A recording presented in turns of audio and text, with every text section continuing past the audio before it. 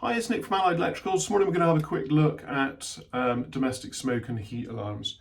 Now, we'll jump straight in, and here we have a domestic heat alarm. Now, there's numerous different types or grades of device. They start at the bottom, which is battery only. Typically, battery ones aren't interlinked to other ones in the property. However, this particular one I've got in my hand does have that function, but that's the exception. Rather than the rule. They are quite unusual to find battery only ones that will interlink. So we've got battery only. Moving up, you can get a battery only but with a sealed 10-year battery, so you don't have to replace the battery in the device. Moving up again, then you get the mains powered and interlinked ones with a user replaceable battery. Just very briefly, smoke alarms, if it's got the user replaceable battery, will be a 9-volt battery like that. And then moving up to the top of the tree, you will get mains powered with the sealed 10-year battery, again interlinkable, and that may be either by wireless or via sort of a wired connection.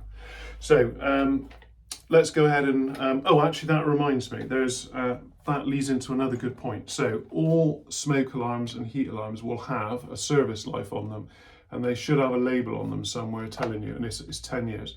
Which actually ties in nicely with the 10-year life of the sealed batteries. So as I was saying, you don't need to replace the backup battery in the sealed 10-year type because it should last the 10-year life of the device.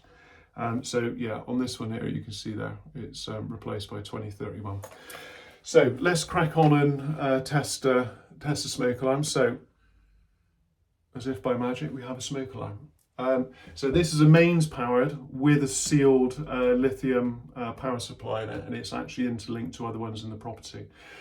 Now to test it, we're going to use the test button, which is this. It's only got one button on it, and it's this one here, this big central one. We're going to push it and hold the button. You'll initially hear this device chime in, and then you'll hear the other ones in the property also start to go off as well. Now, when this one goes off, it can be quite difficult to hear the other one. So the way I would do it is you can see the little sounder opening there. If you just put your hand over that sounder opening and then push and hold the button, you'll hear this one go off. And then, I don't know if you can catch it on camera, but you hear the other ones in the property go off as well. So this one's now stopped, and you can hear the other ones still continuing to sound perfect. Now, while we're up there, the next thing we're going to do is just give it a quick vacuum over. So once a quarter, so every sort of 3 months, just give it a quick vacuum over with a soft brush attachment.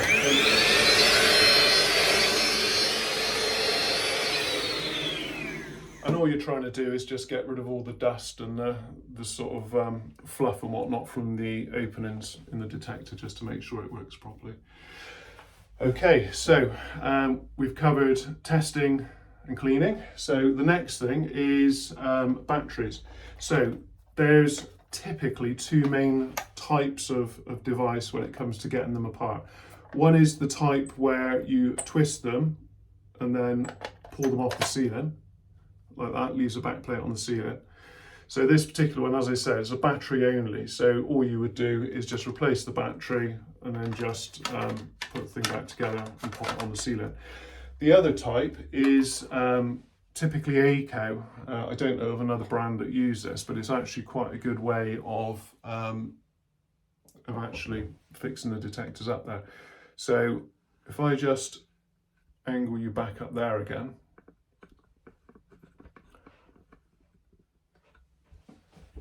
and it's got a label on the side, and it says to disconnect, insert screwdriver and push device away. Now, before you do it, make sure you switch off the power to the smoke detector at the fuse board. So we're going to insert the screwdriver into the slot. Don't be tempted to use a kitchen knife on this, by the way. For some reason, and it's not a shock risk, for some reason, a flat blade like that, it doesn't quite engage the tab inside properly. So try and use something like a screwdriver. And all you want to do, push the device away, and then it comes off like so. And as I say, this one is, this has got a 10-year sealed lithium battery in it with mains backup. power. So there's nothing to actually change in this one. This one here, we said about the replace by date on there. You can see there's a replace by date on this one. Now, to refit it, just line everything back up. And then slide back on, and that's it, you're good to go. And make sure, once you put the power back on, make sure the green power LED lights back up. So that's it, short and sweet. We've covered everything from testing, cleaning and replacing the batteries. Don't forget, try and do it weekly, testing wise, just to make sure it works. If you need to replace the batteries, probably be a year to 18 months, but it should give a sort of repeating sort of chirp sound when the batteries start to fail in them. And obviously give it a quick vacuum every 3 months or so. Thank you very much for watching. If you have any problems, any questions, please feel free to give us a ring. Thank you very much for watching. Bye bye.